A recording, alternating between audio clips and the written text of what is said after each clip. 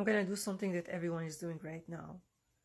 I'm an atheist and I'm gonna be reading Quran because I'm so affected, so impacted by what's going on right now in the Middle East.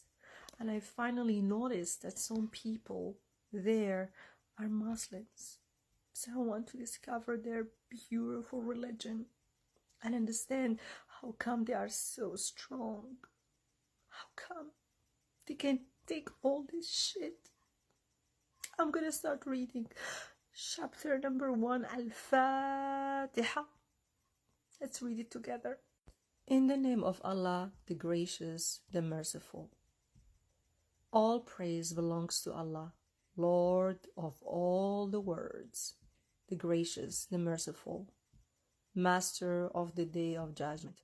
Thee alone do we worship, and Thee alone do we implore for help.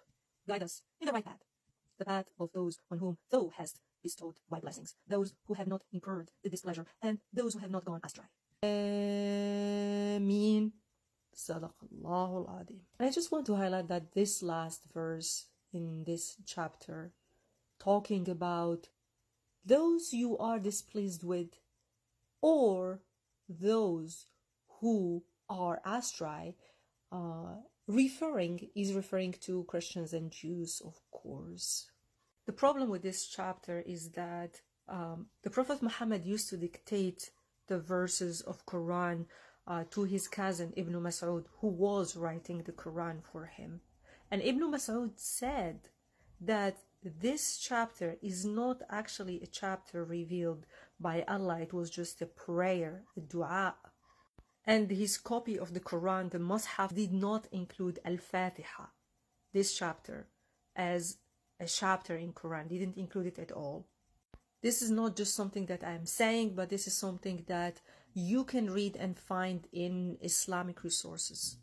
This also includes Al-Ma'udatain, which is the chapter of Al-Falaq and a chapter of An-Nas.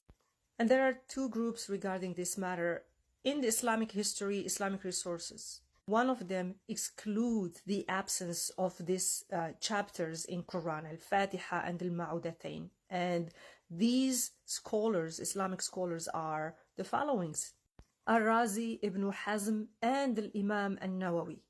And the second group of Muslim scholars saying that Ibn Mas'ud omitted the surahs from his Quran are the following: As-Sayuti, Al-Baqalani, Ibn Qutayba, and Al-Qurtubi.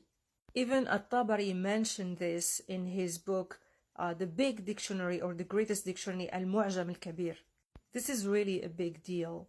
If we're going to start with the first chapter and we see that there is disagreement between Muslim scholars and historians about the fact that these surahs are not actually surahs, or that this chapter is actually not Quran but just a prayer that someone else was saying, and this person is Zayd ibn Amr ibn Nafil. I'm not sure if you guys heard about these differences and these two opinions about this, the chapter of Al-Fatiha, the Quranic chapter, this surah. Tell me what you think.